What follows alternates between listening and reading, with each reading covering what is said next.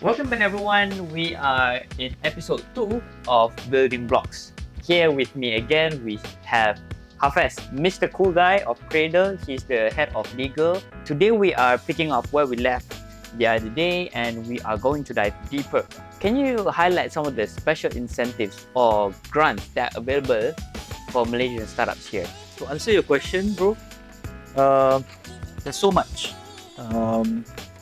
But for easy reference to everyone, check out www.MYStartup.gov.my. In that portal, there will be mentioning about all grants available in Malaysia, funding, anything that relates to investment, anything relates to grant agencies, everything is in the website. But I would like to focus more on what Cradle can provide to our startup. So currently we have two grants. Number one is CIP Spark, which amounts up to 150,000, and another one is CIP Sprint, up to 600,000. The two types of grants have serve different purposes. Would you like to elaborate on that? So for CIP Spark, it's more of the ideation stage, more of R&D stage, Alright. which is not ready for commercialization yet, but maybe a bit off commercialization punya usage. But 60-70% is more to ensure that your product is ready for market. Whereas for CIP Sprint is more towards commercializing it. The infra is ready, is for you to fly when the funds do comes in.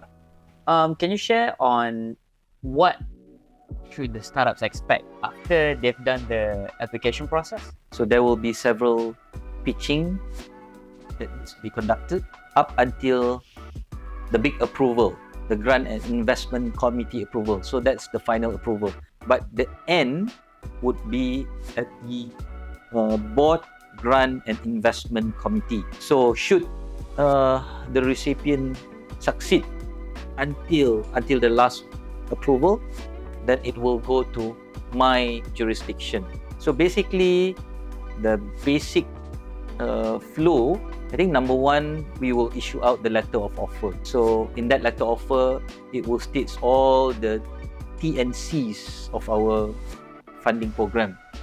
Once our recipient accept our letter of offer, then we will then after that carry on the necessary due diligence on the company. Okay.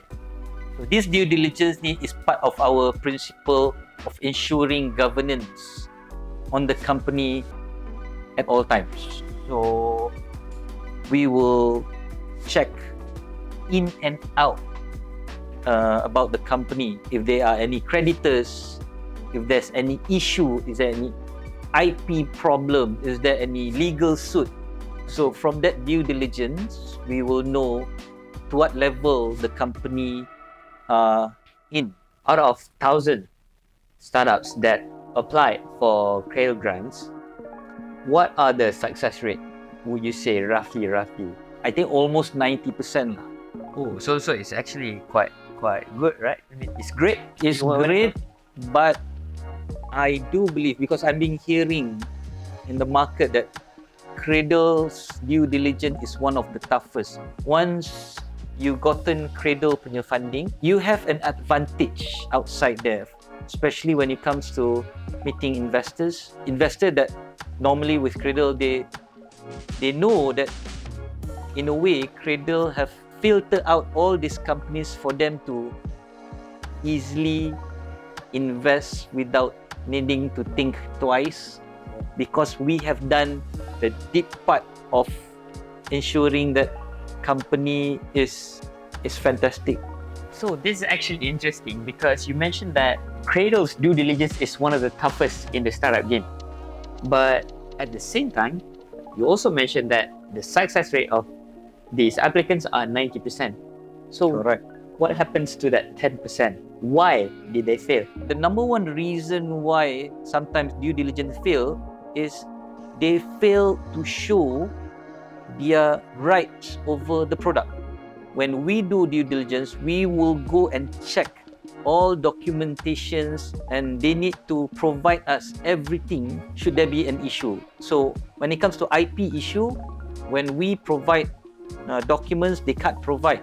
They can't prove that that IP belongs to them. So it's going to be difficult because our eligibility says you need to at least hold the rights to the product. So the rights to product, the lowest level would be at least you must have rights, at least via licensing out.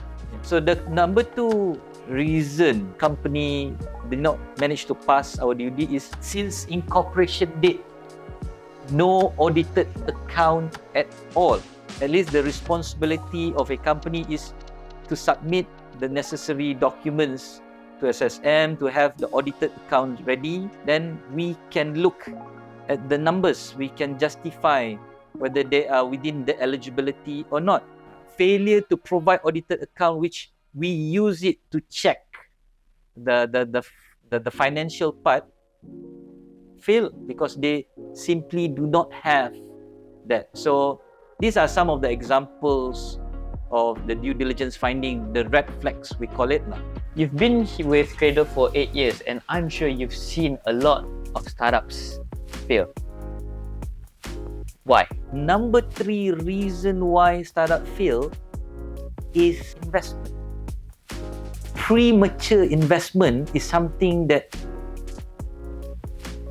makes startup fail. So when I say premature is when the company is too early and the company is solely wanting to do fundraising to kickstart the business. All right. This is something that you need to avoid.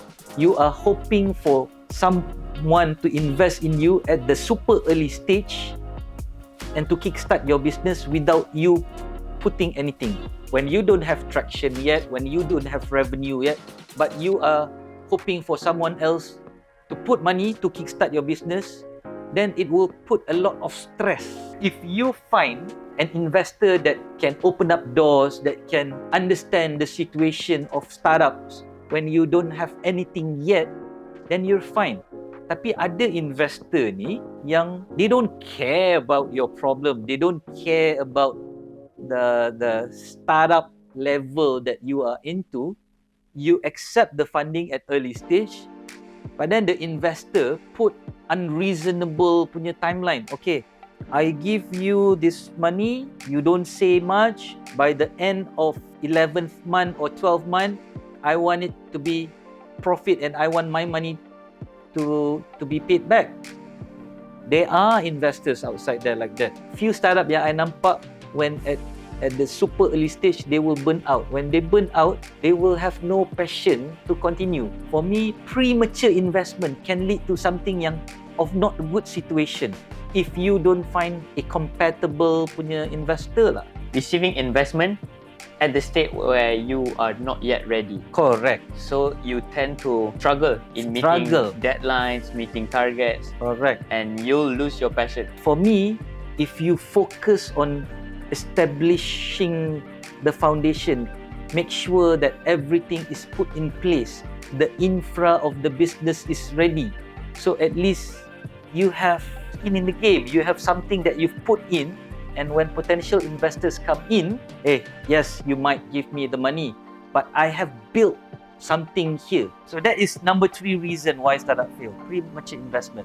Number 2 reason why startup fail in our data is not knowing who's your target audience.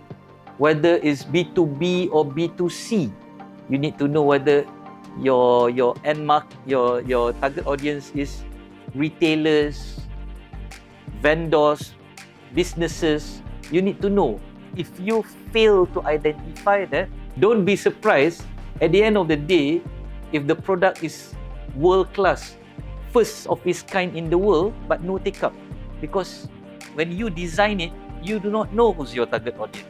So I think 5-6 years ago, there's a startup that came to us Here in Cradle? in Cradle. Okay. So this guy from Penang, he created the only one, first of his kind in the world, a fryer that combines a bit of oil, a bit of air, and a bit of water. And the end result is the food is fantastic, the taste is good, and is super healthy. So by the end of the pitching of this company, all the committees were standing up and clap. So then we went to the second question. So since this is the first of its kind, what is your strategy in selling The product. or getting the product in the market? Apparently, he did not think through. He did not have plan. He got too excited in building the products without Correct. thinking about the target Correct. market, is it? So the answer was, I think I will get my auntie in Singapore to sell 10 units. I will get my friend in Australia to sell 5 units. I will get my friend in Indonesia to sell 15 units. When he answered that question, everyone opens our mouths. To our surprise, the answer was like that. Okay. So the number one reason in our data why startup fail is dispute. Gaduh. Gaduh with your shareholder, gaduh with your partner, gaduh with team members. Gaduh is the main reason why startup fail. In our data, is internal conflicts. Oh, more than the external ones? Yes. Dispute between partners, shareholders, founders is the main reason why startup fail. So again, my dearest audience, invest in agreements, invest in lawyers to protect your business at the later stage. When the money is a lot, then inshallah everything will run smoothly. Before we wrap up this episode, Hafez, any final advices would you like to share on top of the long one that was too heavy on your chest? Okay. Do see legal and governance as part and parcel of your business other than creating revenue. I know revenue is important, but legal governance go all the way. Creating the fundamental is better at the early stage when you guys or any company be big. So make this as a checklist as on the early part of your business, having shareholders agreement, having founders agreement, ensuring that all matters are resolved at the early part, so that later on you won't have any dispute at all. So for me, invest in legal as much as how you invest on making the company success. Legal governance success, I believe the company will also go far. So that's all from me. Invest in legal. Alright, so that's all for today. This is Mr. Hafez and I'm Afif. And don't forget, keep building your dreams one block at a time.